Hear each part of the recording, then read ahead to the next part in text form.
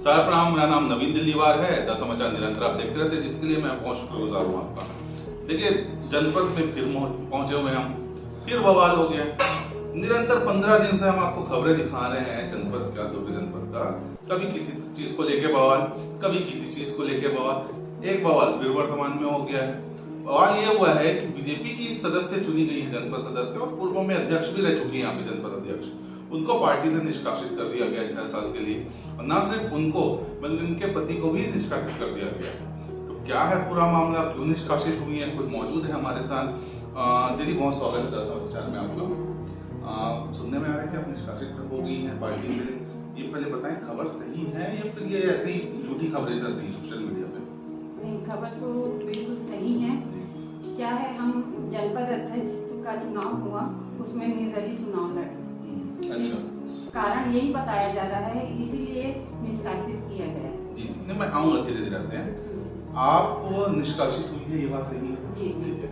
निष्कासन क्यों हुआ है, इसके पीछे का कारण क्या लगता है, और इसके पीछे शख्स कौन है जिन्होंने आपके निष्कासन की बात ऊपर तक पहुंचाई? देखो, उन्होंने कहा है कि निष्कासन का विषय तो निर्दलीय लड़े हैं, इसलिए निष्कासन किए हैं करके, लेकिन कारण कुछ और है।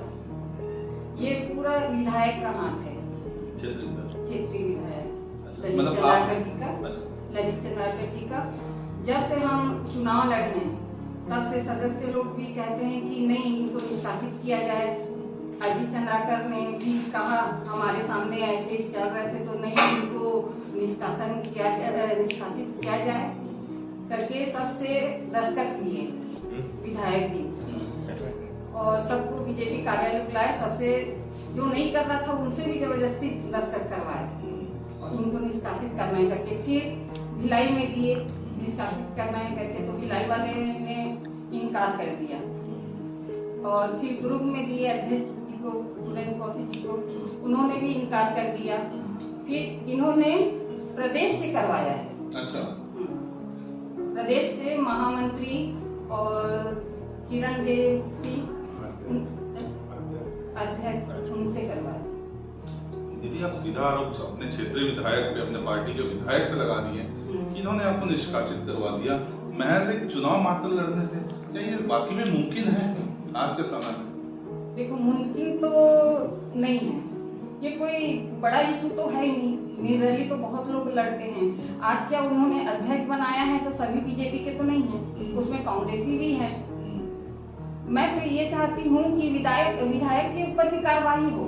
एक तरफा कार्रवाई हुआ है, ये हमसे तो कुछ पूछा नहीं गया। जब हम दावेदारी करें तो उनको बुला के पूछना चाहिए था कि हम इसको खड़ा कर रहे हैं। हमको तो ये भी पता नहीं था कि वो किसको सामने में ला रहे करके अध्यक्ष के लिए। इतनी तो जानकारी रहना चाहिए हमको।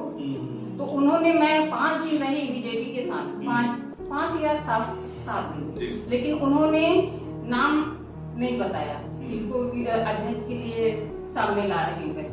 हमने पूछते रह गए, लेकिन नहीं। और उन्होंने कहा कि अगर अध्यक्ष बनेंगे तो तेली कुर्मी नहीं बनेंगे। सीधा सीधा आरोप कुर्मी के ऊपर लगा दिया और तेली के ऊपर लगा दिया। ये तो वो तो खुद कुर्मी है, लेकिन वो दिल्लीवार कुर्मी के ऊपर लगाया ना। ये तो सीट दिल्लीवार का ही है। ये सदियों से चला आ रहा है कि दिल्लीवार कुर्मी का सीट है करके। ये आरक्षित है क्या?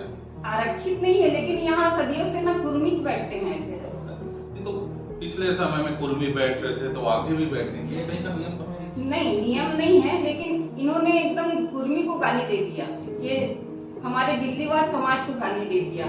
गाली देने के कारण हम निर्दलीय चुनाव लड़े। ये हमारे समाज को क्यों गाली दे?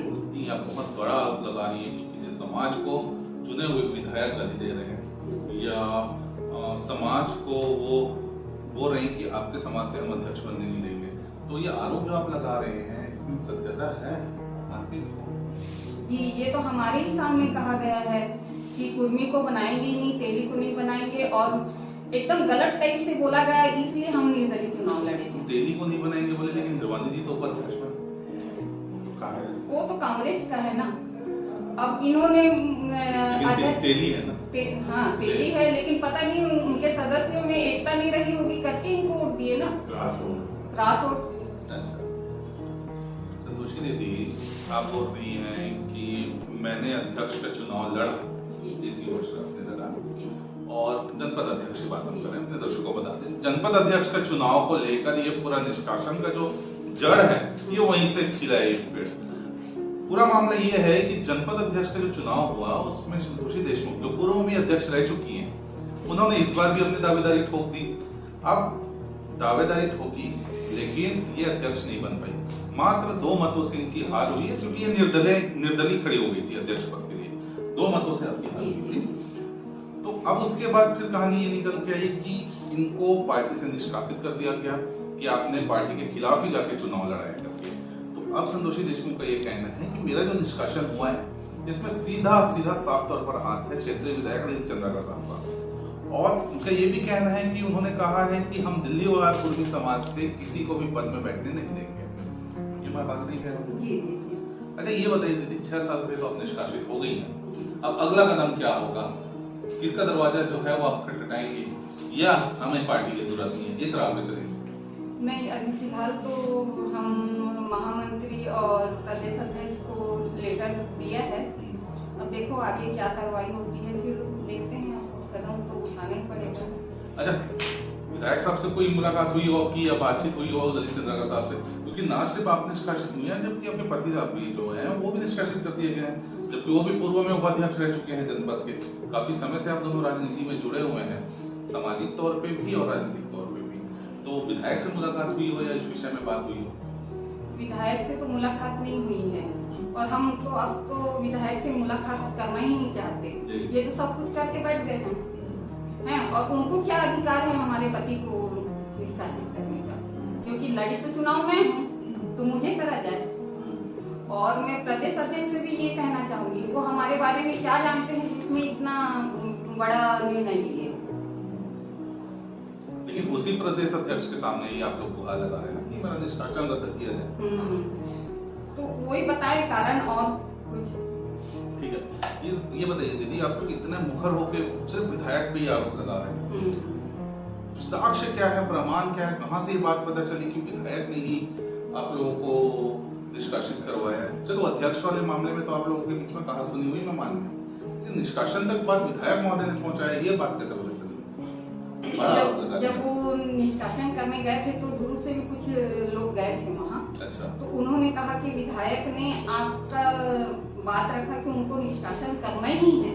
कहाँ गए थे? रायपुर। रायपुर। तो जब आप लोग को बात पता चली कि आप लोगों के खिलाफ कोई कार्रवाई हो सकती है, उस समय आप लोग एक्टिव क्यों नहीं हुए? उस समय आप लोग मुखर क्यों नहीं हुए और आप लोग भी क्यों नहीं पहुंच गए रायपुर? वो तो आने के बाद बताए ना हम लोग। फिर उसी दिन शाम को धारा न्यूज में आ गया कि आप निष्कासित हो गए करके, मतलब समाचार पत्रों में आ गया कि आप निष्कासित। और हम लोग 40 वर्ष से जुड़े हुए हैं बीजेपी से, उससे पहले आरएसएस में जुड़े, विद्यार्थी परिषद में जुड़े। लेकिन देखो आज हमको ये दिन देखना पड़ रहा है, ये हमारी वो नहीं है, ये बीजेपी के लिए हानिकारक है, बीजेपी के लिए हानिकारक है ये। अभी देखिए, अभी तो शुरुआती है, अभी आप जनपद सदस्य चुन के भी आई हैं और अब तो पूरे 5 साल बचे हुए हैं, 4 साल पहले, और अभी से आप निष्कासित कर दिए गई हैं, तो क्षेत्र की जनता के लिए काम कैसे होगा, फंड कैसे रहेंगे? क्योंकि पिछले दिनों देखा कि 72 लाख रुपए जो 15वीं तारीख की राशि आई थी, उसको लेकर भी काफी लड़ाइयां चल रही हैं कि जो बीजेपी के ही सदस्य हैं उनको मिलेगा और जो कांग्रेस के या निर्दलीय सदस्य हैं उनको नहीं मिलेगा पैसा, ऐसे बातें निकल के आ रही थी। तो आप तो चलो उस समय आप बीजेपी में थे, अभी भी बीजेपी में आप मानती की हैं, लेकिन नहीं, मैं तो अभी भी हूँ बीजेपी में हूँ, मैं पार्टी नहीं बदलूंगी। अच्छा, किसी कीमत पे पार्टी आप नहीं बदलूंगी। हाँ, तो मैं कह रहा हूँ फंड कैसे आएगा, क्षेत्र की जनता का विकास कैसे होगा? जो जनपद सदस्य के मत से जो भी विकास कार्य ग्राम पंचायतों में क्षेत्रों में होते थे वो कैसे होगा? देखिए, जो फंड आएगा जनपद में वो तो पूरे 24 लोगों को ही बटेगा, लेकिन जो अभी आप बात कर रहे हैं 72 लाख का वो फंड, लेकिन उसके भी अध्यक्ष, उनका अध्यक्ष का कहना है कि ये ऊपर से दबाव आ रहा है कि आप लोग 13 लोग बांटो। तो 12 हो गए। आपके निष्कासन के बाद तो नहीं, हमको तो शुरू से नहीं जोड़ा गया, हम शुरू से ही अलग हैं, वो लोग 13 लोग अलग हैं, हमको अलग कर दिया गया। अच्छा, आप 14वें नंबर पे थे लेकिन आपको नहीं गिना जा रहा। चलिए ठीक है, एक आखिरी सवाल ले लेते हैं कि आप निष्कासित कर दी गई हैं, आपने लेटर भी लिख दिया है।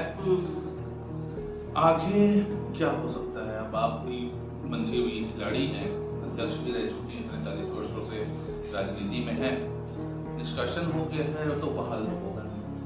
6 साल के लिए पार्टी से निष्कासित कर दी गई है। राजनीतिक भविष्य क्या देख रही हैं आप अपना भी और अपने पति का भी? अभी तो फिलहाल मैं कुछ नहीं कह सकती इस बारे में।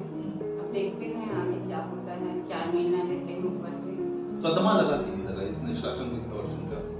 सदमा तो लगेगा, जब 40-45 साल से हम लोग जुड़े हुए हैं तो सदमा लगना स्वाभाविक बात है। तो ये थी संतोषी देशमुख, पूर्व में जनपद अध्यक्ष रह चुकी हैं, अभी वर्तमान में जिला पंचायत सदस्य, जनपद सदस्य है और काफी समय से जो है संतोषी देशमुख और उनके पति जो हैं कृष्णा देशमुख, वो लंबे समय से राजनीति में जुड़े हुए हैं, अहम पदों में भी रहे हैं। लेकिन अब खबर ये आ रही है कि इनको पार्टी से निष्कासित कर दिया गया। बीजेपी से ये अपनी राजनीति करते हैं और सीधा आरोप लगा रहे हैं क्षेत्रीय विधायक ललित चंद्राकर साहब के ऊपर कि उनके वजह से हमारा निष्कासन हुआ है।